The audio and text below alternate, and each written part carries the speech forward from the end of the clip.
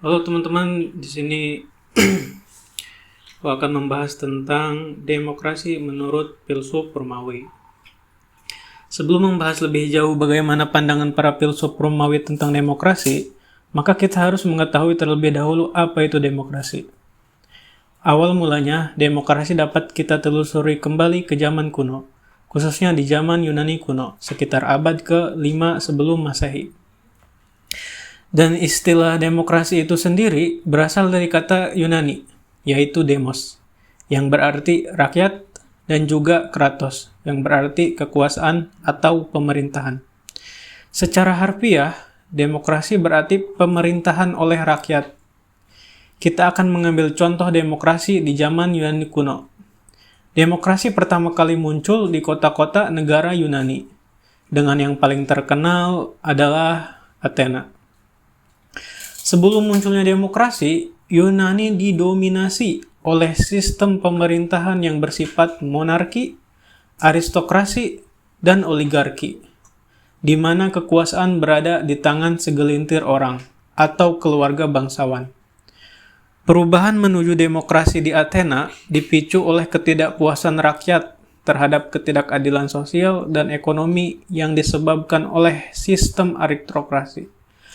Pada akhir abad ke-7 dan awal abad ke-6 sebelum Masehi, terjadi beberapa reformasi yang membawa perubahan signifikan dalam struktur pemerintahan di Athena. Dan juga ada dua tokoh penting yang mengawali reformasi demokrasi di Athena saat itu, yaitu Solon dan Cleisthenes. Mereka berdua memainkan peran penting dalam perkembangan awal demokrasi di Athena. Solon sekitar 638 hingga 558 sebelum Masehi. Solon sendiri adalah seorang negarawan, penyair, dan legislator Yunani yang terkenal karena reformasi sosial dan politiknya di Athena pada akhir abad ke-7 dan awal abad ke-6 sebelum Masehi. Pada saat itu, Athena berada dalam krisis sosial yang serius akibat ketidaksetaraan ekonomi yang ekstrim dan ketegangan antara berbagai kelas sosial. Solon memiliki peran dan kontribusi seperti 1. Reformasi hukum dan sosial. Solon diangkat sebagai archon, atau archon ini kita artikan sebagai pemimpin tertinggi. Sekitar tahun 594 sebelum Masehi, dengan mandat untuk mengatasi masalah sosial dan ekonomi yang mengancam stabilitas Athena, ia melakukan berbagai reformasi yang bertujuan untuk mengurangi ketegangan antara kaum kaya dan kaum miskin. Salah satu reformasi yang paling terkenal adalah penghapusan perbudakan karena hutang, yang membebaskan banyak sekali warga Athena dari perbudakan. Pengaturan ulang kelas sosial. Solon membagi masyarakat Athena menjadi 4 kelas berdasarkan kekayaan, bukan keturunan. Hal ini memungkinkan lebih banyak orang untuk berpartisipasi dalam pemerintahan, meskipun kekuasaan masih terbatas pada mereka yang memiliki kekayaan tertentu. Ketiga, majelis rakyat, yang bisa kita sebut dengan Alexia itu sendiri. Solon memperkenalkan lembaga majelis rakyat, di mana setiap warga negara Athena dapat berpartisipasi dalam proses pengambilan keputusan.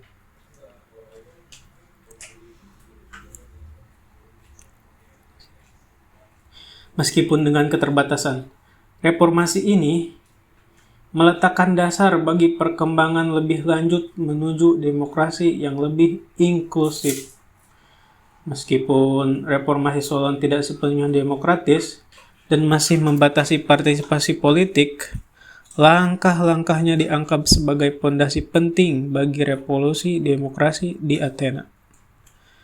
Lalu ada Cleisthenes, hidup sekitar 570 hingga 508 sebelum Masehi. Cleisthenes adalah seorang negarawan Athena yang dikenal sebagai Bapak Demokrasi Athena. karena reformasinya yang memperkenalkan sistem pemerintahan demokratis yang lebih inklusif dan adil. Peran dan kontribusi yang dilakukan Clisthenes di antara lain adalah 1. Reformasi politik sekitar tahun 508 hingga 507 sebelum Masehi. Clisthenes memperkenalkan rangkaian reformasi yang mengubah struktur politik Athena secara drastis.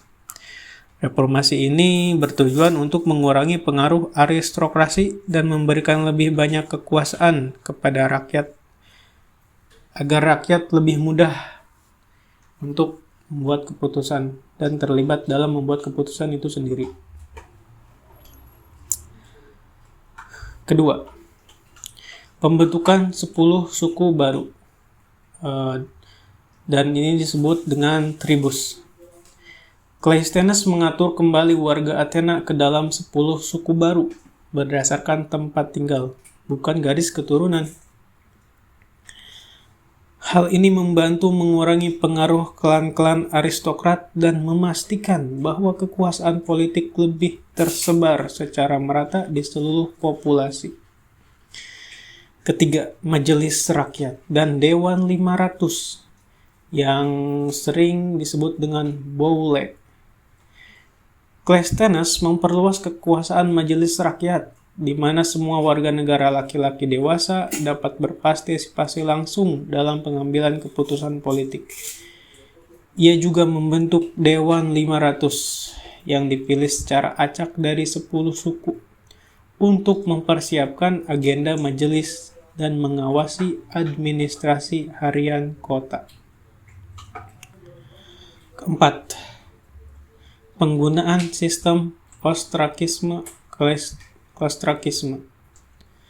Clisthenes juga memperkenalkan sistem ostrakisme, di mana warga Athena dapat memilih untuk mengasingkan seseorang dari kota selama 10 tahun jika mereka dianggap sebagai ancaman bagi demokrasi. Reformasi Clisthenes secara signifikan memperkuat prinsip-prinsip demokrasi di Athena dan menjadi dasar dari sistem demokrasi langsung yang terkenal dalam sejarah. Sistem ini memungkinkan partisipasi semua rakyat dan juga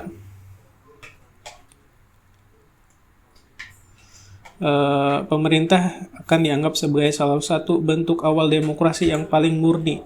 Kedua tokoh ini, Solon dan Clisthenes, memainkan peran penting dalam mengembangkan sistem politik di Athena, yang kemudian menjadi inspirasi bagi konsep demokrasi modern.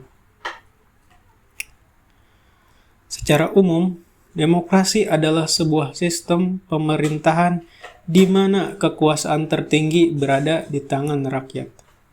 Dalam demokrasi, rakyat memiliki hak untuk berpartisipasi dan dalam proses pengambilan keputusan politik, biasanya melalui pemilihan umum, di mana mereka memilih wakil-wakil yang akan mengurus pemerintahan atas nama mereka. Prinsip utama demokrasi adalah kedaulatan rakyat, yang berarti bahwa keputusan penting mengenai pemerintahan dibuat berdasarkan kehendak mayoritas rakyat. Demokrasi juga menjunjung tinggi hak-hak individu, seperti kebebasan berpendapat, berkumpul, dan beragama, serta memastikan kesetaraan di depan hukum bagi semua orang. Di banyak negara demokratis, ada juga pembagian kekuasaan antara berbagai lembaga negara, seperti eksekutif, legislatif, dan yudikatif. Untuk memastikan tidak ada satu kelompok atau individu yang memiliki kekuasaan mutlak, dengan cara ini demokrasi berfungsi untuk menjaga keseimbangan kekuasaan dan mencegah penyalahgunaan kekuasaan. Secara umum, demokrasi adalah sistem yang bertujuan untuk menciptakan pemerintahan yang adil dan inklusif, di mana setiap orang memiliki suara dan kesempatan untuk berpartisipasi dalam menentukan arah masa depan mereka sendiri dan komunitas mereka. Pembahasan kita tentang demokrasi menurut filsuf belum berakhir sampai di sini ya teman-teman, dan nantikan video selanjutnya yaitu part 2. Terima kasih.